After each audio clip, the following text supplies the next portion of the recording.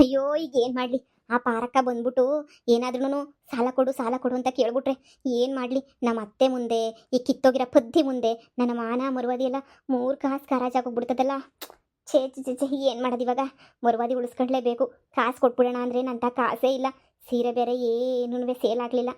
ಈಗ ಊರಾಗಿರೋಲ್ಲ ತಂತಂದು ಮಕ್ ಗುತ್ತು ಹೋಯ್ತಾರೆ. ಈಗ ಅದನ್ನೆಲ್ಲ ಯಾರು ಕೇಳಿಸ್ಕೊಂಡು ಕುಂತ್ಕೋತಾರೆ. ಮೊದಲು ಪಾರಕ್ಕೊಂದು ಸಾಲ 50,000 ಪ್ಲಸ್ 2,000 ಬಡ್ಡಿ, 52,000 ರೂಪಾಯಿ ಫಸ್ಟು ಕೊಟ್ಬಿಟ್ರೆ ನನ್ನ ಪ್ರಾಬ್ಲಮ್ ಎಲ್ಲ ಸಾಲವಾದಂಗೆ ನೀನು. ಏನು ಮಾಡಬೇಕು?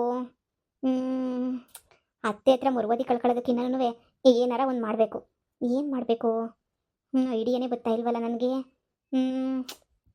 ಏನು ಮಾಡಬೇಕು ಅಂತಲೇ ಅರ್ಥ ಆಯ್ತಿಲ್ಲ. ದುಡ್ಡು ಹೆಂಗೆ ಹೊಂದಿಸ್ಕೊಂಡ್ಲಿ? ಯಾರ ಹತ್ರನಾದರೂ ಸಾಲ ಮಾಡ್ಬಿಡ್ಲಾ? ಬೇಡ.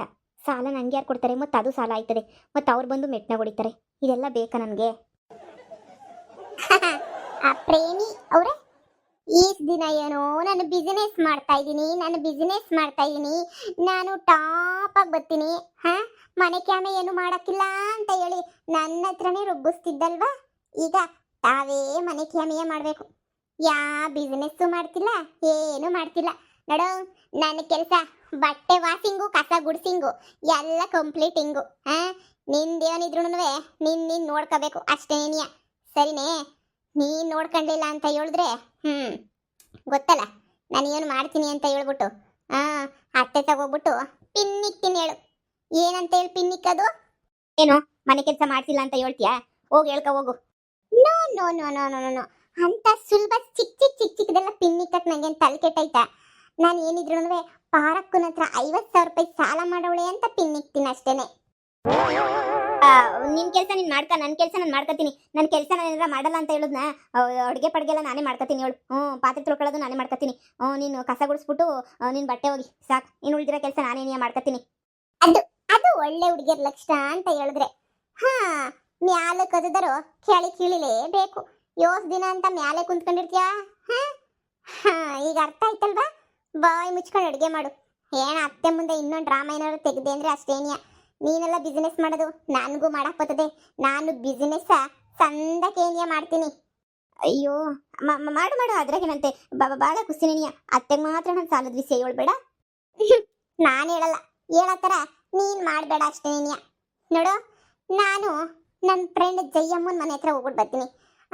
ನನ್ನ ಕೆಲಸ ಎಲ್ಲ ಮುಗ್ದೋಗೈತೆ. ವಾಷಿಂಗ್ ಮಿಷಿನ್ಗೆ ಬಟ್ಟೆ ಹಾಕ್ಬಿಟ್ಟು ಎಲ್ಲ ಕ್ಯಾಮೆನೂ ಪಟ ಪಟ ಪಟ ಪಟ ಪಟ ಅಂತ ಮುಗಿಸ್ಬಿಟ್ಟಿವ್ನಿ. ಇನ್ನೇನಿದ್ರು ನಿಂದೇನು ಅಂತ ಹೇಳ್ಬಿಟ್ಟು ನೀನು ನೋಡ್ಕ. ಎಲ್ಲಿಂದ ಬಂತೋ ಈ ಶನಿ, ದೊಡ್ಡ ಶನಿ ಶನಿ ಶನಿ ಶನಿ. ಥೂ, ಅವಳಾದ್ರೂ ಇದ್ದಿದ್ರೆ ರಾಧ ಸರೋಗೋದು. ನನಗೆ ಸರಿಯಾಗಿ ಸಹಾಯ ಮಾಡೋಳು. ಈ ಬೇವರ್ಸಿಯಿಂದ ನನಗೆ ಯಾವ ನೆಮ್ಮದಿನೂ ಇಲ್ಲ.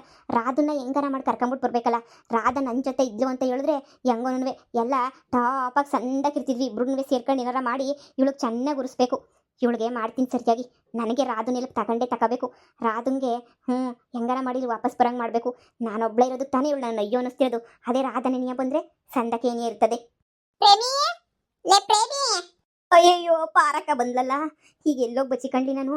ಬಚ್ಚಿಕೊಂಡ್ರೆ ನಮ್ಮ ಅತ್ತೆ ಗೊತ್ತಾಯ್ತದೆ. ಎಂಥ ಸಂಕಷ್ಟದ ಪರಿಸ್ಥಿತಿಗೆ ಬಂದ್ಬಿಟ್ಟೆ ನಾನಂತೂ. ಅಯ್ಯೋ ಶಿವನೇ, ಏನು ಮಾಡಲಿ. ಅಯ್ಯೋ ಏನಪ್ಪ ಮಾಡೋದಿವಾಗ? ಇದೇನೇ ಪ್ರೇಮಿ? ನಾನಿನ್ನು ಕೊಟ್ಟಿದ್ದೆ ಟೇಮು ಮುಗೀತು. ನಾನಿನ್ನು ಕೊಟ್ಟಿದ್ದು ಎಲ್ಲಾನು ಮುಗೀತು. 52,000 ರೂಪಾಯಿ. Give me my 52,000 rupees. I am going, you are giving. ಅದು ಅಕ್ಕ, ನಿನಗೇನೋ ಒಂದು ವಿಷಯ ಹೇಳ್ಬೇಕಿತ್ತು ಅಕ್ಕ. ನೋಡು, ಎಲ್ಲರೂ ಅವರೇ. ಇಲ್ಲಿ ಬೇಡ, ಈಚೆ ಕಡೆ ಹೇಳ್ತೀನಿ. ಹೇಳುವುದಕ್ಕೂ ಕೇಳುವುದಕ್ಕೂ ಇದು ಸಮಯವಲ್ಲ. ನನಗೆ ಕಾಸು ಇಸ್ಕೊಳಕ್ ಮಾತ್ರ ಏನಿಯೇ ಸಮಯ. ನೋಡಮ್ಮಿ, ಕಾಸು ಕೊಟ್ಟಿದ್ಯಾ, ಮರುವಾದಿನ ವಾಪಸ್ ಕೊಟ್ರೆ ಏನಿಯೇ ಸರಿ ನನ್ನ ಕಾಸ. ಇಲ್ಲ ಅಂತ ಹೇಳಿದ್ರೆ ಹುಟ್ಲಿಲ್ಲ ಅನ್ನಿಸ್ಬಿಡ್ತೀನಿ. ನನ್ಗೆ ಗೊತ್ತಲ್ಲ ಮಧ್ಯಾಹ್ನ ಏನು ಅಂತ. ಎಲ್ಲಿ ಕಾಯಿ ಜಯಕ? ಅಯ್ಯೋ ಪಾರಕ, ಪ್ಲೀಸ್ ಪಾರಕ, ನಮ್ಮ ಅತ್ತೆನ ಕರಿಬೇಡ. ನಮ್ಮ ಅತ್ತೆ ಮೊದಲೇ ಇನ್ನೂ ಆಸ್ತಿ ಭಾಗ ಕೊಟ್ಟಿಲ್ಲ. ನನಗೂ ನನ್ನ ಗಂಡಂಗೂ ಆಸ್ತಿ ಭಾಗ ಆಗಿಲ್ಲ, ಒಡವೆ ಭಾಗ ಹಾಕಿಲ್ಲ, ಏನೂ ಭಾಗ ಹಾಕಿಲ್ಲ. ಈಗ ನಾನು ಹಿಂಗೆಲ್ಲನೂ ಸಾಲ ಮಾಡ್ಕೊಂಡಿದ್ದೀನಿ ಅಂತ ಗೊತ್ತಾಗ್ಬಿಟ್ರೆ ನಮ್ಮ ಅತ್ತೆ ನನಗೇನು ಭಾಗನೇ ಕೊಡೋಕ್ಕಿಲ್ಲ. ಎಲ್ಲ ಕಳೆದ್ಬಿಡ್ತಾಳೆ, ಬೀದಿಗೆ ನಿಲ್ಲಿಸ್ಬಿಡ್ತಾಳೆ ಅಂತ ಹೇಳ್ಬಿಟ್ಟು ನಾನು ಹೇಳೋದನ್ನ ಒಸಿ ಕೇಳಿಸ್ಕ. ನಿನ್ನ ಹತ್ರ ಒಸಿ ಒಂದು ಅರ್ಧ ಗಂಟೆ ಬೇಡ, 5 ನಿಮಿಷ ಮಾತಾಡ್ತೀನಿ ಅಷ್ಟೇನಿಯ. ಪರಕ, ಪ್ಲೀಸ್ ಪರಕ. ಅಲ್ವೇ, ಕಾಸು ತಂದು ಕೊಡ್ತೀನಿ ಅಂತ ಹೇಳ್ದಲ್ಲ, ಸೀರೆ ಮಾರಕ್ ಹೋಗಿದ್ದಲ್ಲ, ಏನಾಯ್ತದೆ ಎಲ್ಲನೂ ಕಾಸು? ಮತ್ತೆ ಅದನ್ನು ನೀರು ಕುಡ್ದ ಏನು? ಇಲ್ಲ ನಾನು ಹಂಗೆಲ್ಲ ಮಾಡಿಲ್ಲ. ನಿನ್ನ ಹತ್ರ ಮಾತಾಡ್ಬೇಕು. ಬಾಕ ಸರಿ ಬಾ. ನೋಡಮ್ಮಿ, ನಾನು ಬ್ಯಾರೆ ಎಲ್ಲಾ ವಿಷಯದಾಗೂ ಬಗ್ಬಿಡ್ತೀನಿ. ಕಾಸು ವ್ಯವಹಾರದ ವಿಷಯದಾಗ ಮಾತ್ರ ನಾನು ಬಗ್ಗೋಳು ಅಲ್ಲ, ನಾನು ತಲೆ ಕೆಡಿಸ್ಕೊಳ್ಳೋಳು ಅಲ್ಲ. ನಾನು ಅಂದ್ಕೊಂಡಂಗೆ ಏನಿ ಮಾಡೋದು, ನಾನು ಬೇರೆ ಯಾರ ಮಾತು ಕೇಳೋದಿಲ್ಲ, ಸರಿನೇ? ನಾನು ಅಂದ್ಕೊಂಡಂಗೆ ಏನಿ ಆಗ್ಬೇಕು, ನಾನು ಅಂದ್ಕೊಂಡಿದ್ದೇನಿಯ ಮಾಡಬೇಕು.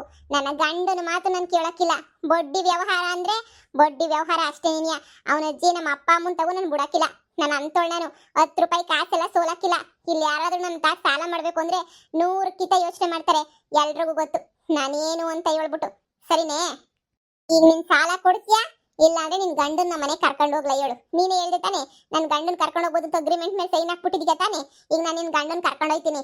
ಅಯ್ಯೋ ಪಾರಕ್ಕ, ಅಯ್ಯೋ ಪಾರಕ್ಕ, ನಾನು ಬಟ್ಟೆ ಎಲ್ಲನೂ ಕೊಟ್ಬಿಟ್ಟು ನನ್ನ ವಾಪಸ್ ಬರೋಣ ಅಂತ ಹೇಳ್ಬಿಟ್ಟು ನನ್ನ ಗಂಡನ ಜೊತೆ ಹೋಗಿದ್ದೆ.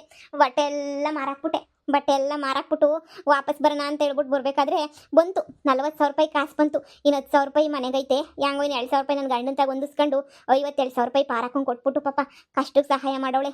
ಈ ಪಾರಕ್ಕಂಗೆ ಕೊಟ್ಬಿಟ್ಟು ಎಲ್ಲನೂ ಕೈ ತೊಳ್ಕೊಳ್ಳೋಣ ಅಂತ ಹೇಳ್ಬಿಟ್ಟು ಬಂದೆ. ಬರ್ಬೇಕಾದ್ರೆ ನನ್ನ ಗಂಡ ಇದ್ದಕ್ಕಿದ್ದಂಗೆ ಏನಿಯಾ ತಲೆ ತಿರುಗಿ ಬಿದ್ದೋಗ್ಬಿಟ್ಟ. ಅಯ್ಯೋ ಶಿವನಿ, ಬೆಳಗ್ಗೆ ಉಣ್ಕೊಂಡು ಹೋಗಿರ್ಲಿಲ್ವೇನೋ, ಅದಕ್ಕೆ ಬಿದ್ದೋಗ್ಬಿಟ್ಟಿರ್ತಾನೆ. ಇಲ್ಲ ಕಣಕ್ಕ, ಚೆನ್ನಾಗೆ ತಿಂದಿದ್ದ, ಚೆನ್ನಾಗೆ ಊಟ ಮಾಡಿದ್ದ. ನಾನು ಹೇಳೋದನ್ನು ಕೇಳಿಸ್ಕೊಳಕ್ಕ, ನೀನು ಕೊಡಬೇಕು ಅಂತ 40,000 ರೂಪಾಯಿನ ಬಚ್ಚಿಕೊಂಡೆ ಏನಿಯಾ ಬರ್ತಾ ಇದ್ದೆ. ತಲೆ ತಿರುಗಿ ಬಿದ್ದಿದ ತಕ್ಷಣ ಏನಿಯಾ ನಾನೇನು ಅನ್ಕೊಂಡೆ ಅಂತ ಹೇಳಿದ್ರೆ, ಅಯ್ಯೋ ಶಿವನೇ, ನನ್ನ ಗಂಡ ಯಾಕೆ ಹಿಂಗೆ ತಲೆ ತಿರುಗಿ ಬಿದ್ದ ಅಂತ ನೀರು ಕುಡಿಸ್ದೆ. ಆಮೇಲೆ ಎದ್ದ, ಆಮೇಲೆ ಇನ್ನೊಂದ್ಸಲ ತಲೆ ತಿರುಗಿ ಬಿದ್ದೋಗ್ಬಿಟ್ಟ. ನನಗೆ ಗಾಬರಿ ಆಗೋಯ್ತು. 2 ಸಲ ತಲೆ ತಿರುಗಿ ಬಿದ್ನೆ. ಹೂ ಕಣಕ್ಕ, 2 ಸಲ ತಲೆ ತಿರುಗಿ ಬಿದ್ದ. ನನಗೆ ಅಪ್ಪ ಇದೇನಾಯ್ತಪ್ಪ, ಊಟ ತಿನ್ಸಿದ್ದೀನಿ, ತಿಂಡಿ ತಿನ್ಸಿದ್ದೀನಿ, ಜ್ಯೂಸ್ ಕೊಡ್ಸಿದ್ದೀನಿ, ಆರು ತಲೆ ತಿರುಗಿ ಬೀಳ್ತಾವನಲ್ಲ, ಏನೋ ಆಗೋಗ್ಬಿಟ್ಟೈತೆ ನನ್ನ ಗಂಡಂಗೆ, ಏನೋ ಆಗೋಗ್ಬಿಟ್ಟೈತೆ ಅಂತ ಹೇಳ್ಬಿಟ್ಟು ಅಲ್ಲೇ ಪ್ಯಾಟನಾಗಿದ್ವಲ್ಲ ಆಸ್ಪತ್ರೆ ಇತ್ತು ಕಣಕ್ಕ.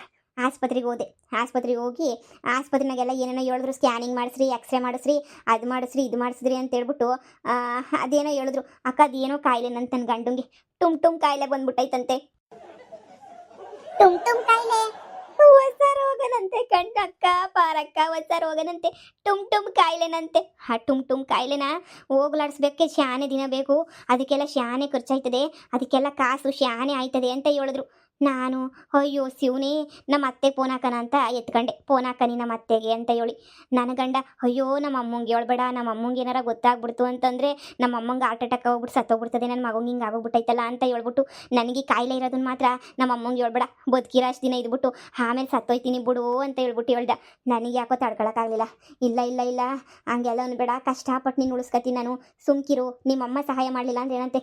ಈಗ ನೋಡು, ಪಾರಕ್ಕೊಂದು ದುಡ್ಡೈತೆ, ಪಾರಕ್ಕಂಗೆ ಇನ್ನೊಂದು ತಿಂಗಳು ಬಿಟ್ಕೊಂಡು 2 ತಿಂಗಳು ಬಿಟ್ಕೊಂಡು ಏನಾರ ಬಿಸ್ನೆಸ್ ಮಾಡ್ಬಿಟ್ಟು ತೀರಿಸ್ತೀನಿ, ಆದರೆ ನಿನ್ನನ್ನು ಮಾತ್ರ ಉಳಿಸ್ಕೊತೀನಿ ನಾನು ಅಂತ ಹೇಳ್ಬಿಟ್ಟು ಆ 40,000 ರೂಪಾಯಿ ಐತಲ್ಲ, ಅದನ್ನು ಡಾಕ್ಟ್ರಿಗೆ ಕೊಟ್ಬಿಟ್ಟು ನನ್ನ ಗಂಡನ ಟುಮ್ ಕಾಯಿಲೆ ವಾಸಿ ಮಾಡ್ಸಕ್ಕೆ ಅಂತ ಹೇಳ್ಬಿಟ್ಟು ಇಂಜೆಕ್ಷನ್ನು, ಮಾತ್ರೆ, ಅಯ್ಯೋ ಏನೋ ತಗೊಬಿಟ್ಟು ಬಂದ್ಬಿಟ್ಟೆ ಕಣ್ಪಾರಕ್ಕ.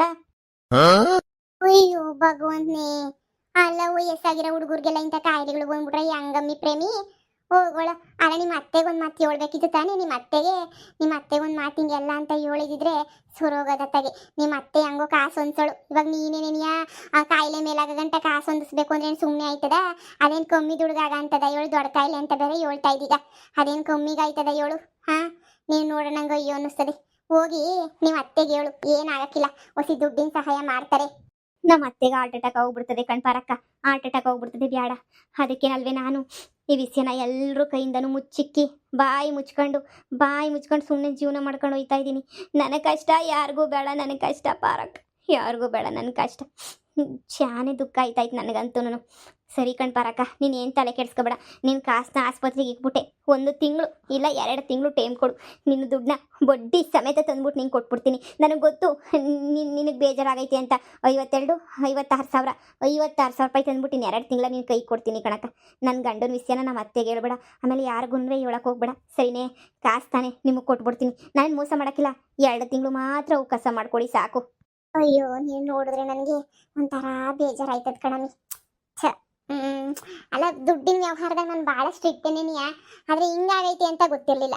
ಸೀರೆ ಮಾರಕ್ಕೆ ಹೋಗಿದ್ದಲ್ಲ, ದುಡ್ಡು ಯಾಕಪ್ಪ ವಾಪಸ್ ಕೊಡಲಿಲ್ಲ ಅಂತ ಬೇಜಾರು ಕೇಳ್ದೆ ಬಿಟ್ರೆ ನನಗೇನು ನಿನ್ನ ದುಡ್ಡನ್ನ ತಿಂದಾಕ್ಬಿಟ್ಟು ಏನೋ ಮಾಡಬೇಕು ಅನ್ನೋದೇನಿಲ್ಲ. ಸರಿ ನೀನು ಹೇಳೋದು ನಿಲ್ಸು. ನಿನ್ನ ಗಂಡನ ಜೀವನ ಉಳಿಸ್ಕೊಬಿಡು, ಪಿರಾಣ ಉಳಿಸ್ಕೊಬಿಡು, ಸರಿನೇ? ನನ್ನ ದುಡ್ಡನ್ನ ಇನ್ನು 2 ತಿಂಗಳು ಟೈಮ್ ಕೊಡ್ತೀನಿ, ಪರವಾಗಿಲ್ಲ. ಹಾಗೆ ನಿಧಾನಕ್ಕೆ ಏನಿಯ ಕೊಡು, 2 ತಿಂಗಳು ಬಿಟ್ಕೊಂಡೆ ಏನಿಯ, ನನಗೇನು ಬೇಜಾರಿಲ್ಲ.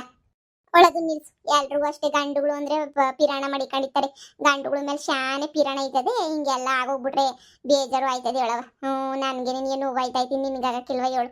ಸಮಾಧಾನ ಮಾಡ್ತ. ಸರಿ ಬಿಡು, ಬಡ್ಡಿ ಏನು ಕೊಡಬೇಡ. 2 ತಿಂಗಳು ಬಿಟ್ಕೊಂಡು 50,000 ರೂಪಾಯಿ ಕಾಸು ಕೊಟ್ಬಿಡು ನನಗೆ ಸಾಕು. ಬಡ್ಡಿ ಗಿಡ್ಡಿ ಏನು ಕೊಡಕ್ಕೆ ಹೋಗ್ಬೇಡ. ಸುಮ್ಮನೆ ಯಾಕೆ ಪಾಪ ನೀನುವೇ.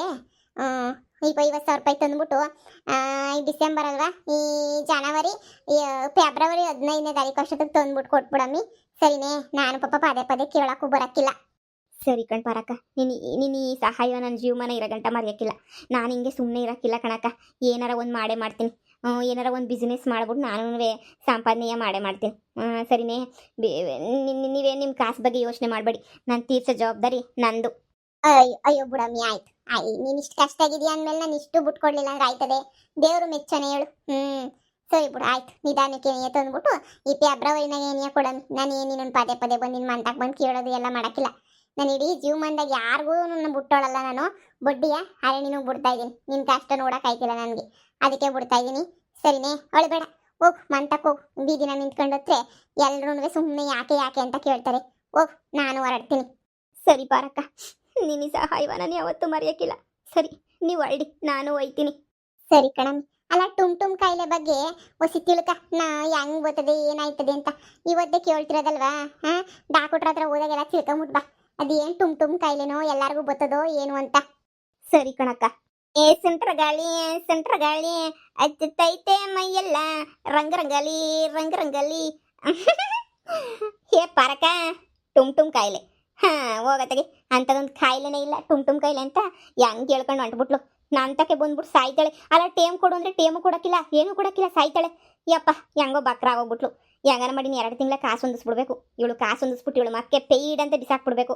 ಇಲ್ಲ ಅಂದರೆ ಕಷ್ಟ ಆಗೋಯ್ತದೆ. ಹೆಂಗೋ 2 ತಿಂಗಳು ಇವಳು ನನ್ನ ಸವಾಸಕ್ಕೆ ಬರೋಕ್ಕಿಲ್ಲ. 2 ತಿಂಗಳ ಅಷ್ಟೊತ್ತಿಗೆ 2 ಲೋಕ ನೋಡ್ಕೊಬಿಟ್ಟು ಬರ್ತೀನಿ ನಾನಂತನೂ. ಟಿಂಕಣಕ್ಕ. ಬಕ್ರಾ. ನೆಕ್ಸ್ಟ್ ಪಿಲಾನ್ ಏನು ನಂದು? ನೆಕ್ಸ್ಟ್ ಪಿಲಾನ್ ಮಾಡ್ತೀನಿ.